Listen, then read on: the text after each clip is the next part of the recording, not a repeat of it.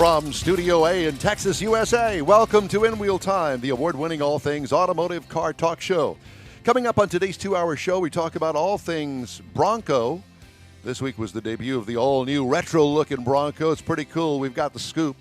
Inside our new car showroom today, Chevy Silverado and the Ram Rebel Diesel.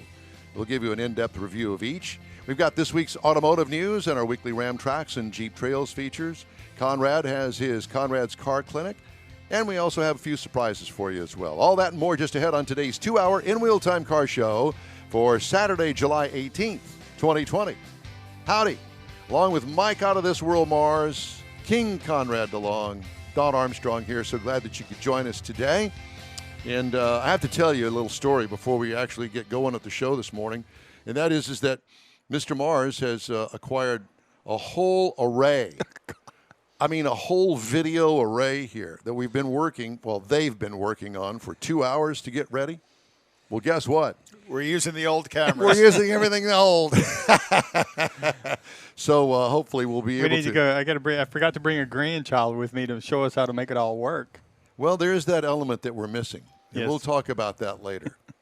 But anyway, welcome to the show, everybody. As I mentioned to you, it's Bronco Day because Ford Motor Company debuted the all-new Bronco, and I really like the way that they went about it. Yes. The whole social media thing. And then they also did it in commercials as well on broadcast television on the Disney Building platform. the buzz. Building the buzz. And boy, I'll tell you what, that buzz started building before, and then on Monday night was the big debut, and Tuesday, Wednesday, Thursday, and it just keeps multiplying because all of the riders now are all into it. And we thought we'd start this morning talking about a little bit about Bronco history. And so we've reached out to a fellow by the name of Todd Zuercher, and Todd is on the line with us right now. Todd, good morning. Good morning. So glad that you could join us. He's joining us from Phoenix, Arizona. And Todd has a book called Ford Bronco, A History of Ford's Legendary 4x4. And it really is legendary. And, you know, like most manufacturers, Todd, kind of felt like they abandoned us all, but they also changed the Bronco from its original beginnings and then turned it into a truck platform and not its own platform. And it just kind of lost its appeal. And then, of course, O.J. Simpson kind of ruined it for everybody. And then it had this stigma about it. But Ford has gone back to the original Bronco, and that's what your book is all about. So instead of me telling us about it, why don't you tell us about it? Yeah, so my book unfortunately came out a couple years ago, so it doesn't have any of the 2021 stuff in it, but it does cover the 5 previous generations, starting with the early Bronco that came out back in 1966. And, Ford back in the early 60s knew that the SUV market was going to start growing. Last year, I saw recently that SUV sales for the last year were about 12 million vehicles this past year. And to put some context in that, back in 1960, the total SUV market in the U.S. was about 30,000 vehicles. So you can see how things have grown. The Ford built Jeeps in the Army back in World War II. Right. And those surplus Jeeps came back to the States, and ex-GIs bought them, other people bought them, started recreating with them, using for hunting, fishing, exploring, snowplow vehicles, and so on. And so people really started to get into the not the Broncos yet, but the Jeeps, and then later the Scouts. And so Ford saw that market coming in the early 60s. They did a whole bunch of surveys with consumers that had those other 4-wheel drives, and they said, well, what do you want in a new SUV and a new 4-wheel drive?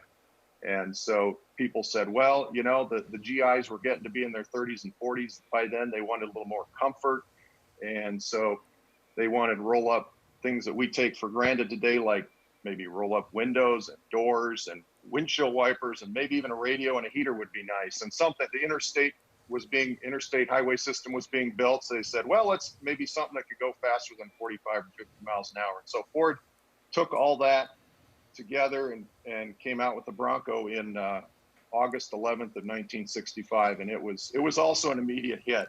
The the press release for that was a little different than what we saw Monday night, but it was also a pretty big deal. So, Todd, I have to butt in here and ask you: was the original Bronco built on its own platform? Yes, it was. although people don't realize that they did dip into the Ford parts bin for a lot of the parts. You can see elements of the Ford pickups in the body sides, on the fender openings, rear fender openings. The front seats were from a Mustang. The engine was from the Ford Econoline. So it was its very unique own frame and chassis, but they did reuse a lot of Ford parts from their existing vehicles to put it all together. How long was that first model? How long did that last? That lasted from 1966 to 1977. So it had a long run. Yeah. And that's really, in my view, the iconic Bronco. Was the original, what I call the short wheelbase, the small truck, which, if I kind of read the history correctly, Ford really did take a pretty good look at the International Scout as they developed the Bronco, because the Scout was out 5 years earlier. What did it come out in 01? Yeah. In 61? Scout came out in 61. And so, it's a very, very valid point to say that Ford leaned very heavily on what International had done with the Scout, for sure. But they did a much better job of it, because you talked earlier about they wanted a vehicle that would go more than 60 miles an hour, and a Scout I don't think would go even close to 60 miles an hour in some instances. Well, it was a little bit better, and Ford debuted their coil spring front suspension. The Jeeps and the Scouts had 4-leaf springs on them all the way around, right. and of course, so that they didn't ride real well. And then the coil spring front suspension, the way Ford configured it, they had a real tight turning radius. That was a big selling point. If you're on some narrow mountain trail, you don't want to do a 21-point turn to get around that tight corner.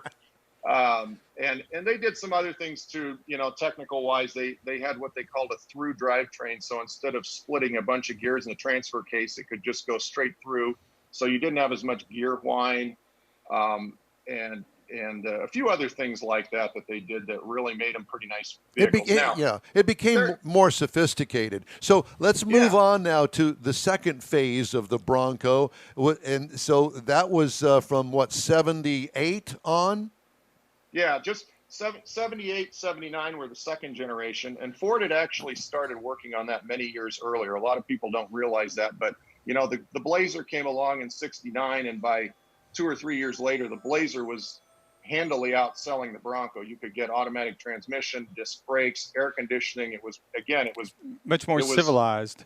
Yeah, it was much more civilized. And so the Bronco was kind of falling behind. So they worked on it. They expected that they would release that in 74, but then that pesky thing called the oil embargo and the resulting economic downturn for several years there, they said, let's just milk this old platform for a few more years. So 78, 79, those were built on the F-Series F-150 chassis and looked like the pickups, much more comfortable. And those 2 years, 78 and 79, were the best-selling years of the Bronco. 1979 was the only, 79 was the only year that the Bronco ever sold over 100,000 units in one year. And the first gens generally were 20 to 20,000 per year, correct? Exactly right. Yeah, they varied from 15 to 23, 24. So they were always a solid seller, but they were fairly low numbers. But Ford, yeah, go ahead. But they did it for like 11 years on that first gen, right? About 11, 12 years. So there's 200,000 or 300,000 of them, but those things are hard to find. A lot of them, they like a lot of other early vehicles succumbed early to the tin worm in a lot of parts of the country. So even those that live out, those of us that live out west where they don't salt the roads, a lot of those trucks, if they weren't beat to death off road, they did have a lot of rust issues. Okay. But that again was the passion for the first gen. Is you look at Baja, you look at Core, a lot of that real high level off road stuff. There were so many first gen Broncos of the privateers running those vehicles because you could put power in them. They were very dependable, and you could get places with them you couldn't get with a full size truck. Yeah, and that's a great point. a real strong part of the Bronco legacy for many people, including myself, is its off-road racing heritage, and that started early with right after the Bronco. With the first gen was introduced when Bill Strop in Southern California got some Broncos and put together a race team, and then he was very successful, brought some big marquee names in like Parnelli Jones and James Garner and others, and really, Bill Strop was to Broncos as what Carroll Shelby was to Mustangs, and so he really, that off-road racing heritage really has played a huge role in the Broncos history, for sure. So what do you think about the new Bronco? I know that you've probably dug into it and know about as much as everybody else does. What do you think about the look and the target that the Ford is trying to reach? Of course I'm biased, but I love it. I think they hit a home run with it. Of course, I see a lot of the positive stuff on social media about it, but the buzz is something that I have not seen in a vehicle introduction in many, many, many years. And I agree, totally. All these totally people agree. with all these reservations and, their Ford server crashing because they couldn't get all the reservations taken care of. People of course come up and talk to me because they know I'm a Bronco guy, and they want to talk about it and all these articles, and I think it'll die down a little bit, of course, but it's been gone for so long, and Ford got the right people involved, and they had the good design parameters, and I think they've got a hit on their hands. What do you think about the engines that they've chosen to go in the actual off-roader? I'm not talking about the Bronco Sport, which is really a crossover vehicle. I'm talking about the ones that actually relate to the first gen. I think they'll be okay. There's always the naysayers that, it doesn't have a 5-liter, it doesn't have a V8, and it doesn't have a solid front axle in it. But being a history guy, I always like to look back and say, hey guys, let's look at comparison here of what we're getting with the 2.7, the EcoBoost, whether it's the 4-cylinder or the V6. Look back to when we were driving our early Broncos, the first generation trucks. Those things were so smogged down in the 70s that the V8 had, I think, at its lowest point in 1975, it had a whopping 122 horsepower. and now we have a 4-cylinder. They're different horsepower and torque curves, of course, but now we have 4-cylinders that are putting out well over 200 horsepower. The V6 is well over 300 and 400 foot-pounds of torque. Maybe other than the noise, what's not to like, really? Right. I think they're going to do great. And these engines have been used on other platforms. The 2.7 has a good track record now in an F-150. They're introducing a new vehicle, but these powertrains, these engines have been in service for a long time. Right. And so they have a good track record. Yeah, the foundation of the powertrain is well proven over time. The other thing I really love is that they did bring back a visual of the Gen 1, and I love the fact that you can take the doors off and store them in the vehicle. I don't know why you would want to, but you can. Well, it's just like today, me driving over here and the sun's shining, if I wanted to take the doors off for the day and not leave them at home because it rained on the way over here and I would have got wet, but now that I'm here, I could take them off right around town all day, put them back on, and hit the highway. And have them with you. Very creative. I think I think the door thing in particular was a real jab at Jeep because Jeeps you can take the doors off too, but you got to leave them at home in your garage. And if you're not carrying a lot in the back of the Bronco, you put your doors back there. And like Mike said, if the rain comes up or something changes with the weather, it's like, I think I'm going to put the doors back on, and you just go around back and grab the doors and stop in at Buc-ee's and put the doors on. So Todd, I have to ask you, did you put your $100 down? I did. You and a million other people. Yeah, it took me till 11 o'clock Monday night. I kept getting all these errors, and I'm like, oh man, what's going on here? And so I just kept trying, and finally, right before I went to bed, I got through, and I'm married with a family, and so if we get a Bronco, it's going to be a 4-door. I do have a 2-door early Bronco out in my garage, but they're a little harder to get into, and they aren't a whole lot of fun to drive around when it's 110 out. So 4-door fits the fits the bill nicely for me, I think. So let's talk a little bit about your book before we let you go. The history of Ford's legendary 4x4, available on Amazon, I understand? You can get it on Amazon and various other outlets, but Amazon's the easiest to find. Yep. Have you had a lot of success with it? Yeah, I think I have. I even got invited to a great radio show in Texas because of it. Yeah. Let us know who that was. No, seriously, it's done well. It's been out for just over a year. It's already in its second printing, and so Very nice. I corrected it. Yeah, I corrected a few of the errors, and it's been doing well, and I've really been pleased with the people's reception. Well, it looks like you're going to have to do it again with an addition onto it about the new Bronco as soon as you get it. Yeah, we've talked about that with my editor, and there was originally talk that we were trying to get that into the first edition, but obviously that didn't happen. But that gives us a chance to revise it and do a second edition or write another book. And hopefully you'll see a little bit of a surge, or a decent-sized surge, with the introduction of the Bronco, and people starting to Google Bronco, and your book's going to pop up in front of them as well.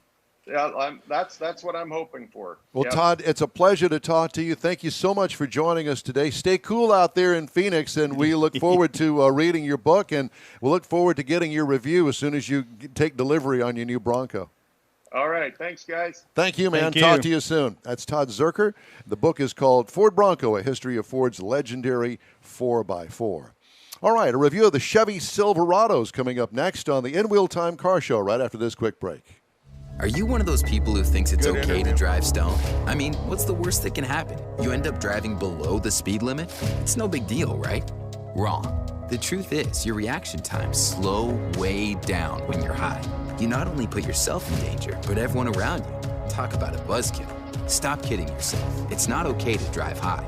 If you've been using marijuana in any form, do not get behind the wheel. If you feel different, you drive different. Drive high, get a DUI. Paid for by NHTSA. A social distancing tip. While the CDC urges you to avoid close contact, like hugging or shaking hands, there are other non-physical ways to say hello. Wave, wink, use sign language, salute, smile, give the peace sign, throw up an air high five, do jazz hands. Remember, stay a minimum of 6 feet or 2 arms length away from others, and stay home if you can. For more info, visit coronavirus.gov. Let's all do our part, because we're all #AloneTogether. Brought to you by the Ad Council.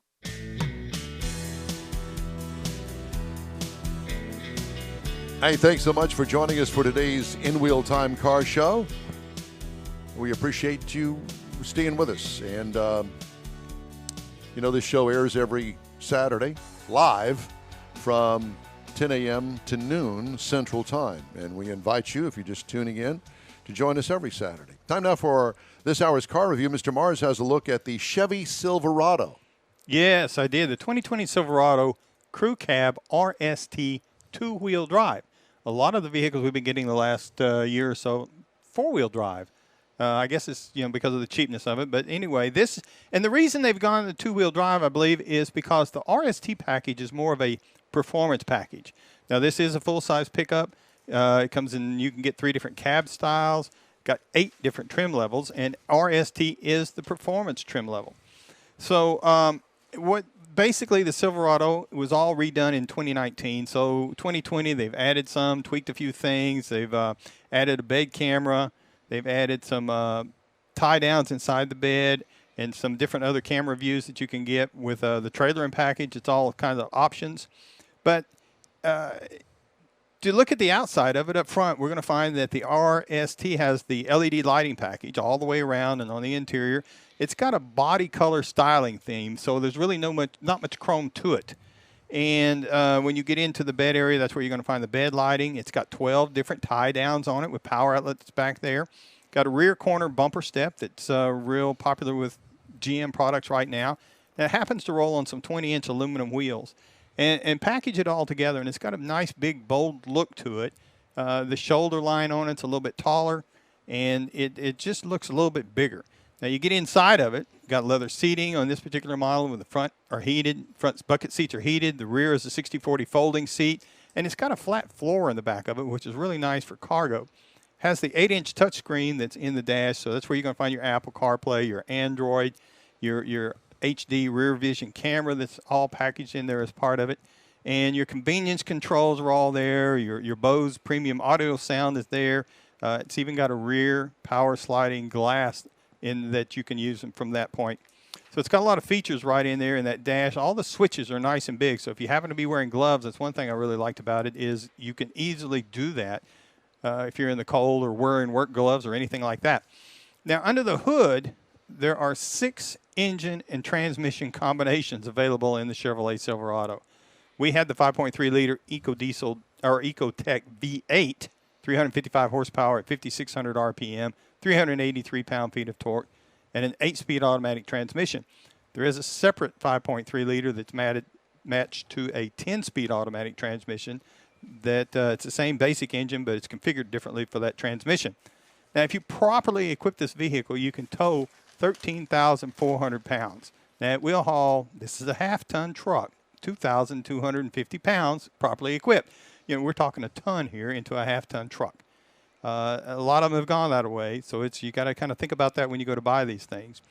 EPA says in the city you're looking at 17 miles to the gallon. You should be looking for 23 out on the highway, combined for 19. You got? We got over 300 miles on it. We got right at 18.5 miles to the gallon. Okay.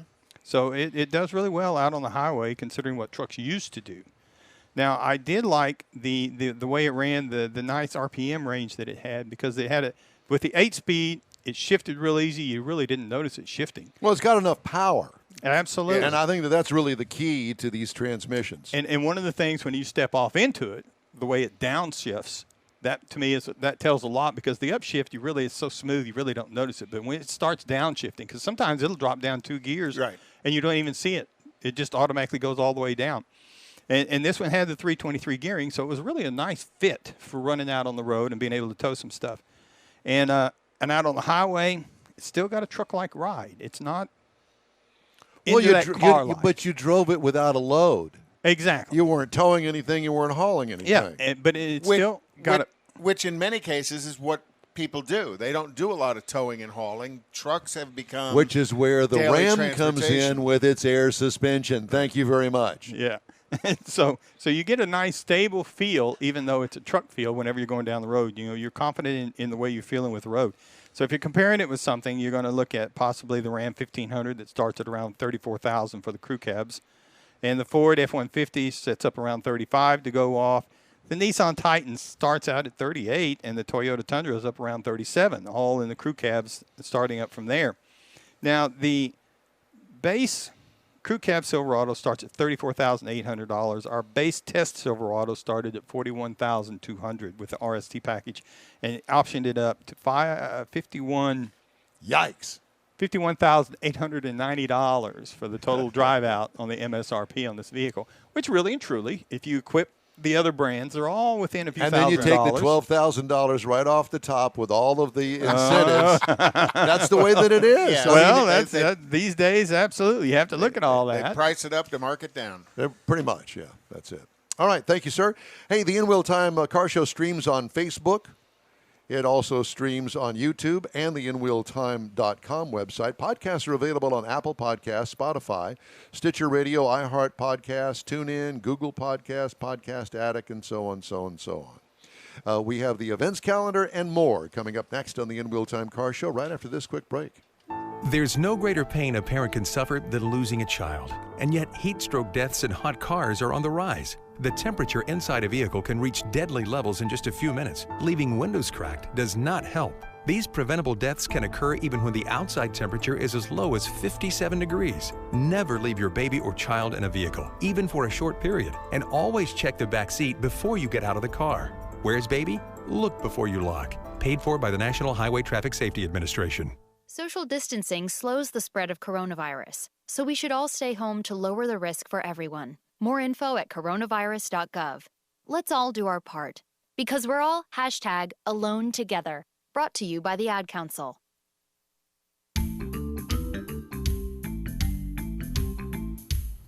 Did you ever know anybody that played the xylophone in school? If I say anything, I'll... You did! couldn't even spell it. And you probably knew somebody that played the oboe, too, didn't you? I married a woman who played the Jeff clarinet. played the oboe. Angela played the clarinet in the OU marching band. Well, hey, I will admit that I actually played the clarinet myself, and I got out of that as quick as I could. As soon as I found out that there was a woodshop class available, boom, I was into the woodshop class. That was the end of the clarinet. Thank you. Yeah, well, there's that. All right. Thanks for joining us for today's In Wheel Time Car Show. Time now for our events calendar. This is what's going on this weekend. Is it this weekend? This weekend. And weekends to come? Yeah, weekends to come will be when we do calendar, which is next hour. Oh, okay. That's so all right. The good news is tonight is the on night for Nifty 50s. So up at Grogan's Mill Mall or up at Grogan's Mill Shopping Center, Randy Shannon and the whole Nifty 50s crowd are going to be there. Always a great event to go to. Just some wonderful collection and of if cars. Randy doesn't run my promo that I did 2 weeks ago, that he has yet to acknowledge that he had, I can't find it. So I sent it to him again. Well, yeah, we're going to go up there and bust his chop. Morning? No, I did not send it again this morning. So tonight is the Holdfast Performance Bikini Car Wash. Oh, hey, where's this? That's at the a little bit northwest on 1960 and Jones Road behind the AutoZone. So we could go there as I take you home. As you take me home, we can go to the Bikini Car Wash. I'll wear my bikini, and if you wash me, we're all good to go. That's sick. You know, something attractive about that. I'm not exactly sure what it is. The Northside Mustang Car Club, Freddie's monthly cruise-in Magnolia. Tonight at 6 p.m. is the Kima Car Meet, and that's kind of an every night thing. So we've got Northwest, we've got Southside. At 7 p.m., the Cars Across Texas Meet, and that's at Spring at Cypress in Louetta. Are you sure? Yes. He's still thinking. And then tomorrow morning,